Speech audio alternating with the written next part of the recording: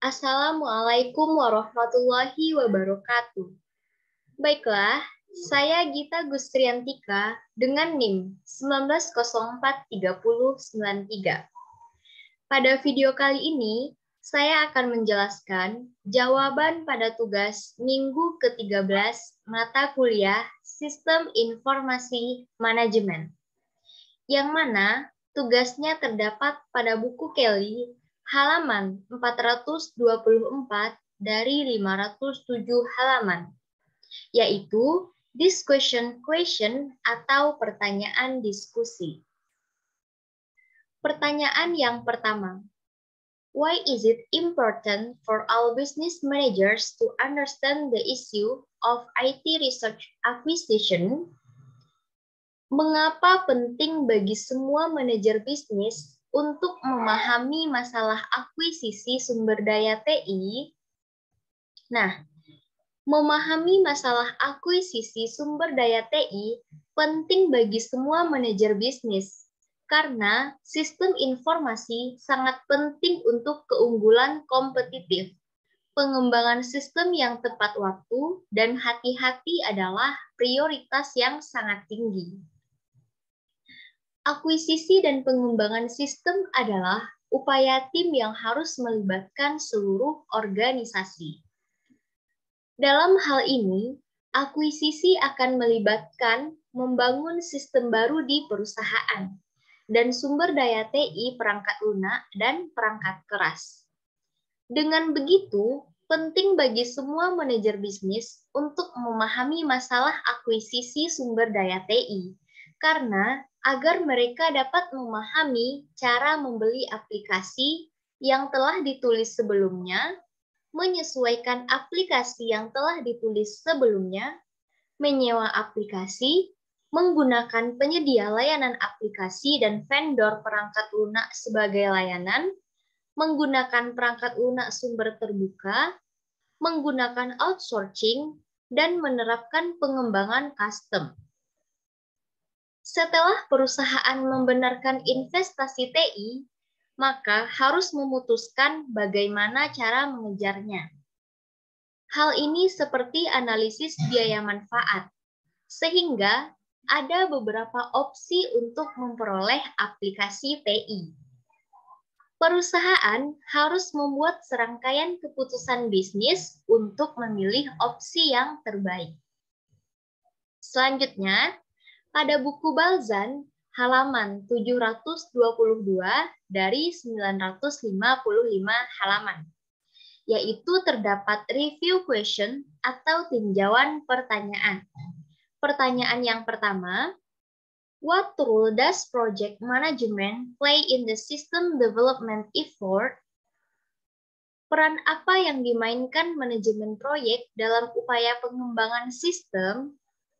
Nah, manajer proyek bertanggung jawab untuk perencanaan, organizing, dan mengarahkan penyelesaian untuk suatu organisasi sambil memastikan pekerjaan dapat diselesaikan atau proyek sesuai tepat waktu, sesuai anggaran, dan dalam ruang lingkup. Manajemen proyek ini hal yang sangat penting untuk keberhasilan dalam melaksanakan dan menyelesaikan suatu proyek yang telah ditugaskan.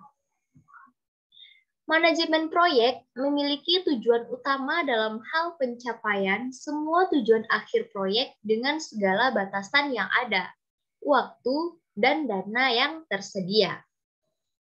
Hal paling penting yang harus diperhatikan oleh seorang manajer proyek dalam melakukan perencanaan adalah menghitung, baik secara kualitatif maupun kuantitatif, dan risiko yang akan terjadi dalam proses pengerjaan proyek tersebut. Peran yang dimainkan manajemen proyek dalam upaya pengembangan sistem adalah sebagai berikut. Yang pertama, penerapan pengetahuan, keterampilan, alat, dan teknik untuk kegiatan proyek dalam memenuhi persyaratan proyek.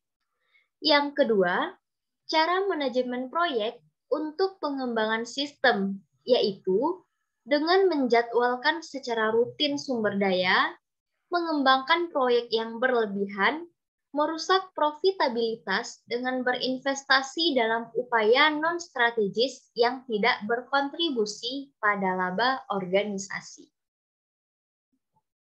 Selanjutnya, pertanyaan yang kedua. Which phase in the system development life cycle is the most important? Fase mana dalam siklus hidup pengembangan sistem yang paling penting? Nah, terdapat 7 fase dalam siklus hidup pengembangan sistem, yaitu yang pertama, perencanaan. Perencanaan ini melibatkan penetapan rencana tingkat tinggi dari proyek yang dimaksud dan menentukan tujuan proyek. Yang kedua, analisis. Pada analisis ini, melibatkan analisis kebutuhan bisnis, pengguna akhir, dan menyempurnakan tujuan proyek ke dalam fungsi dan operasi yang ditentukan dari sistem yang dimaksud. Yang ketiga, desain. Melibatkan penggambaran fitur dan operasi sistem yang diinginkan, termasuk tata letak layar, aturan bisnis, diagram proses, kode semu, dan dokumentasi lainnya. Nah, yang keempat, pengembangan. Pada pengembangan ini, melibatkan transformasi semua dokumen desain terperinci dari fase desain ke dalam sistem yang sebenarnya. Yang kelima, pengujian. Melibatkan menyatukan semua bagian proyek ke dalam lingkungan pengujian, khusus untuk menguji kesalahan dan interoperabilitas, serta memverifikasi bahwa sistem memenuhi semua persyaratan bisnis yang ditentukan dalam fase analisis. Yang keenam, implementasi. Nah, melibatkan penempatan sistem ke dalam produksi sehingga pengguna dapat mulai melakukan operasi bisnis aktual dengan sistem. Dan yang ketujuh, pemeliharaan. Pemeliharaan ini melibatkan pelaksanaan perubahan, koreksi, penambahan, dan peningkatan untuk memastikan bahwa sistem terus memenuhi tujuan bisnis. Menurut saya, dapat dilihat bahwa dari penjelasan di atas, fase dalam siklus hidup pengembangan sistem yang paling penting adalah fase perencanaan. Karena pada fase ini melibatkan penetapan rencana tingkat tinggi dari proyek yang dimaksud dan menentukan tujuan proyek. Dalam hal ini, perencanaan adalah fondasi untuk bagaimana sisa proyek akan berjalan. Pada tahap ini, bertujuan untuk mengidentifikasi dan memprioritaskan sistem informasi apa yang akan dikembangkan dan sasaran-sasaran yang ingin dicapai. Dan juga penting karena merupakan langkah pertama. Tanpa rencana yang terorganisir dengan jelas, maka tahapan lainnya akan gagal. Selanjutnya, pertanyaan yang ketiga. If you had to skip a phase during development of a system, which phase would it be and why? Jika Anda harus melewati satu fase selama pengembangan sistem, fase apa itu dan mengapa? Menurut saya, semua fase itu penting dan bergantung satu sama lain. Namun, jika saya harus memilih, maka saya akan melewatkan fase pemeliharaan. Hal ini dikarenakan fase terakhir dan akan menyebabkan gangguan paling sedikit. Dan juga, pemeliharaan hanya memutakhirkan sistem akhir dan membuat tweak kecil yang jika terpaksa dapat dilewati. Selain itu, pada fase pemeliharaan ini, organisasi melakukan perubahan, koreksi, penambahan, dan peningkatan untuk memastikan bahwa sistem terus memenuhi tujuan bisnis, di mana ini juga merupakan risiko yang sangat kecil pada fase ini. Pemeliharaan mencakup perolehan dan implementasi versi perangkat lunak terbaru dari paket komersial, serta modifikasi terhadap sistem yang ada agar dapat mengakomodasi perubahan dalam kebutuhan pengguna. akan tetapi masih bisa untuk melewatinya. Selanjutnya, pertanyaan yang keempat, which phase in the system development life cycle contains the most risk? Fase mana dalam siklus hidup pengembangan sistem yang mengandung risiko paling besar? Menurut saya, dalam siklus hidup pengembangan sistem, tahap implementasi mengandung risiko paling besar. Hal ini dapat dilihat ketika kita benar-benar menggunakan perangkat lunak di dunia nyata dan tidak peduli berapa banyak pengujian dan pemasaran yang kita lakukan. Kita tidak benar-benar tahu bagaimana orang akan bereaksi terhadapnya. Dan juga pada fase ini melibatkan penempatan sistem ke dalam produksi sehingga pengguna dapat mulai melakukan operasi bisnis aktual dengan sistem. Dengan begitu, fase ini mengandung paling banyak risiko. Tahap ini merupakan sistem yang dibuat dan diinstalasi. Beberapa tugas harus dikoordinasi dan dilaksanakan untuk implementasi sistem baru. Evaluasi dibutuhkan pada tahap ini untuk mengetahui sejauh mana keberhasilan sistem dikembangkan. Apabila masih terdapat kekurangan, maka akan dilakukan perbaikan sampai sistem tersebut berjalan sesuai dengan rencana. Setelah itu, sistem akan diinstalasi dan dilakukan perawatan agar sistem dapat bekerja dengan optimal.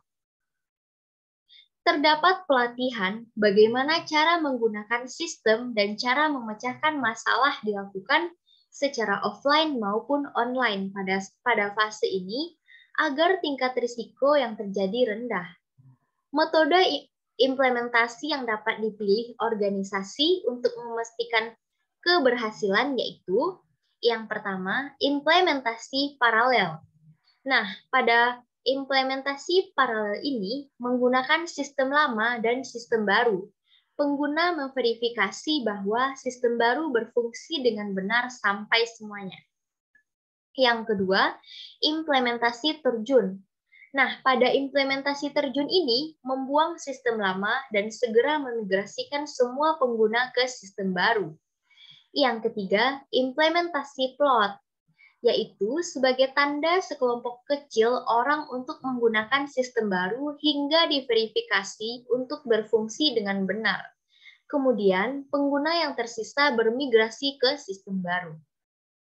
Nah, yang kelima, pertanyaan yang kelima, why is gathering business requirement a challenge for most projects? Mengapa mengumpulkan persyaratan bisnis merupakan tantangan bagi sebagian besar proyek?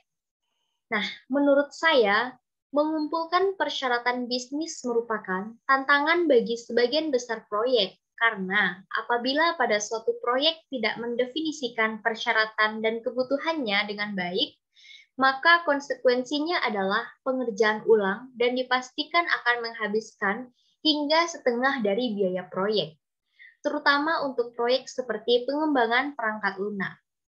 Namun, penting bagi tim proyek untuk memutuskan bagaimana mereka akan mengumpulkan dan mengelola persyaratan.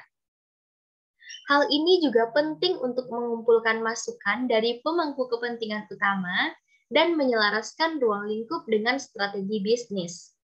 Apabila klien terlalu sibuk atau kurang tenggat waktu yang ketat, maka penyebaran geografis klien sulit berbicara atau bersikap terlalu ekspresif, sehingga menjadi tantangan untuk sebagian besar proyek. Dengan begitu, sulit untuk mengumpulkan persyaratan bisnis. Nah, baik, cukup sekian penjelasan tugas pada minggu ke-13 mata kuliah Sistem Informasi Manajemen dari saya. Saya akhiri. Assalamualaikum warahmatullahi wabarakatuh.